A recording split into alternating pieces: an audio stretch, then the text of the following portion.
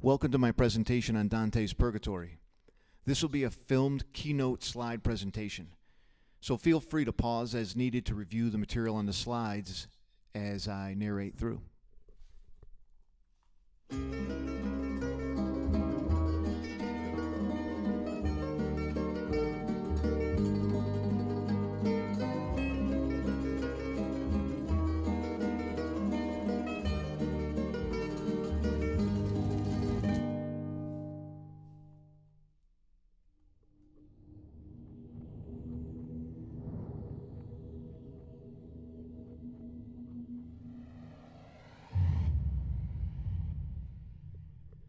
So this was a long and difficult piece of amazing poetic literature, and there were many ideas on which to focus.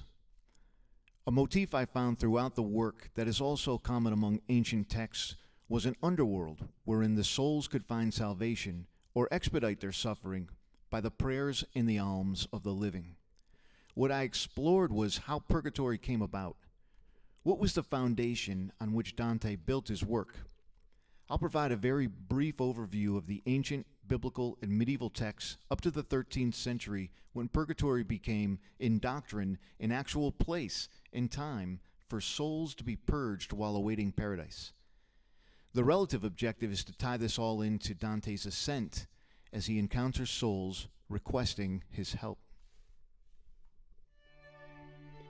A little bit about Dante. He was born in Florence, Italy in 1265. His mom died when he was just a child, and he had 3 children with Gemma Donati before being exiled from Florence. The work we read is the middle portion of Dante's Divine Comedy, the first being the Inferno, and the last being Paradise.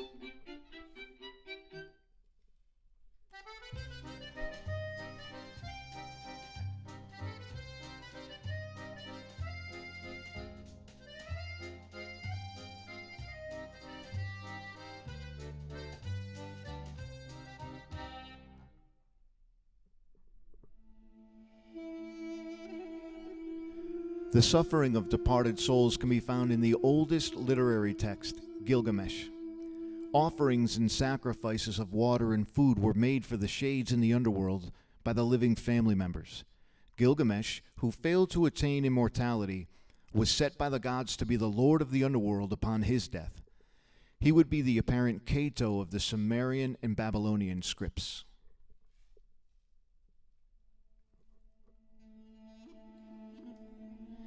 Skipping ahead to the Old Testament, the literature relies heavily on 2 Maccabees 12:38 through 45 as the first biblical evidence of an eschatology other than the traditional heaven and hell.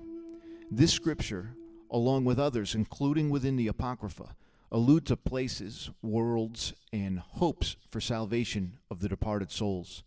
We also learn in Judaism of alternatives such as Sheol or Abraham's bosom.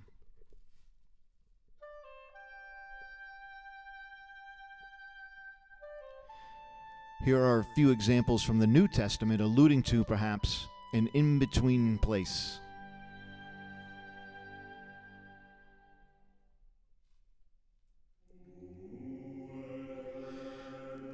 The book, The Birth of Purgatory by Jacques Le Goff in 1984, seems to be the authority text on this topic among scholars, not that there isn't exegetical discourse in the literature.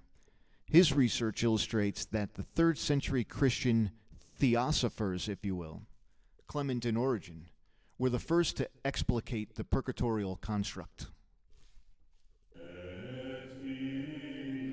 This was followed by Augustine in the 4th century, who Le Goff regards as the authority on early purgatorial concepts.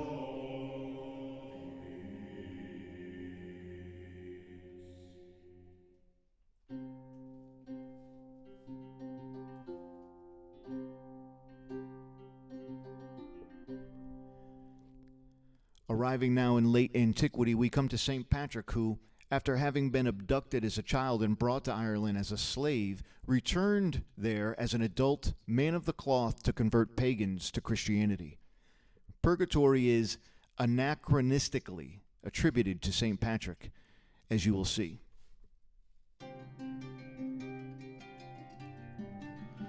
There's no shortage of myth or tale as to where the earthly purgatory existed or gateway thereto. However, much of the literature generally points to Low Derg, Ireland.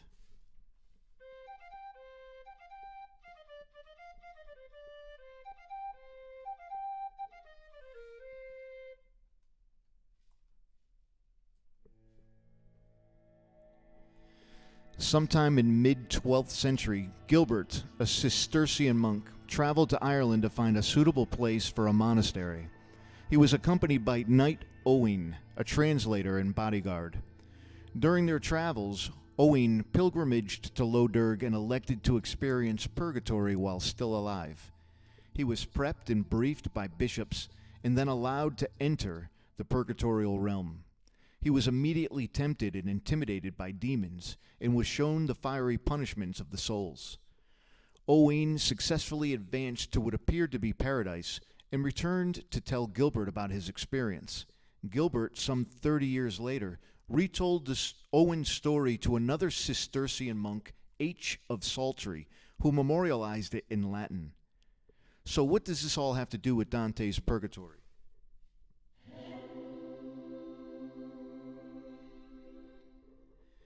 That the Florentine was not influenced by Owen's vision is beyond question, and while it would be misleading to draw the literary parallels between Low Derg and the Divine Comedy too rigidly, the poem quite obviously derives its major structure from the legends then widespread.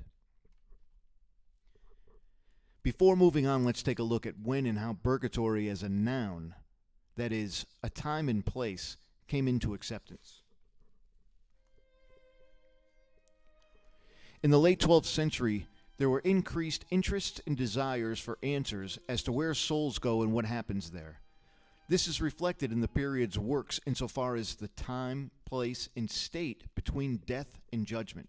Scholars, theologians, and church leaders in the late 12th century responded. Logoff's examination of historical works show that purgatory, in its context as an actual place and state of expiation, did not exist prior to the year 1170. A snapshot of history puts Peter Comester and Peter Lombard of Notre Dame, as well as Pope Innocent III, at the center of purgatory's acceptance by the Church as a time, place, and state after death. According to Logoff, purgatory was born at Notre Dame, Paris, by Peter Comester between 1170 and 1180. The passage from time to eternity, the overcoming of sin, God's salvific plan, these are the great themes of Dante's second canticle.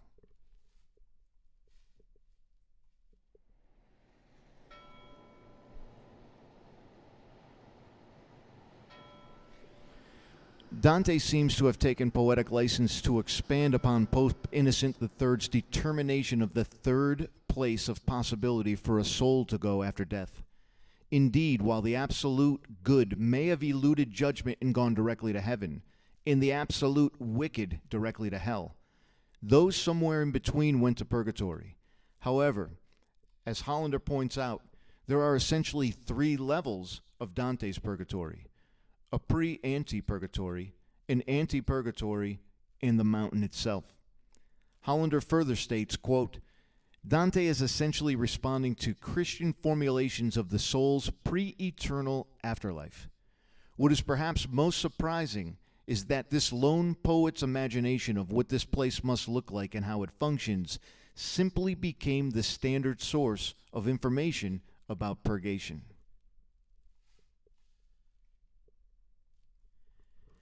In addition to the lake, the shore, the trails, the pre-ante and ante-purgatory, and the gate, Dante negotiates the 7 terraces of deadly sins in his ascent to paradise. The parallel of Thomas Merton's 7-story mountain came to mind during this reading. Just as Merton was exploring his soul deeper and deeper, so was Dante seeking clarity and cleansing.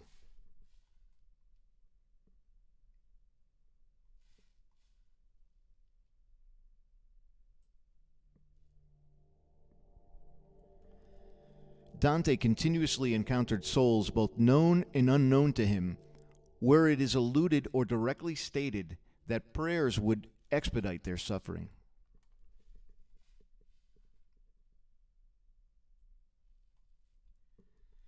Dante, with the help of Virgil, angels, and even other souls who were encountered, successfully ascended the 7 terraces and reached paradise at the top of the mountain where he expected to meet Beatrice. According to Barolini and Lansing, Beatrice's dominant presence in Dante's work, but little is known about her outside the literature life. They further suggest she is a Christ-like metaphor, a female in whom God is reflected. Looking back on some of our other readings, we can tie in this quote from Boethius, which alludes to an anticipated type of purgatory upon his death. Moreover, much like Knight Owain in the Anchoresses, I find that Dante underwent his purge while still living. This blessing gives him the opportunity to purge his sins and get a glimpse of what is to come. Furthermore, he becomes an aid to others, both living and dead. He vows to pass along the prayer requests as well as to share his experience with others who remain alive.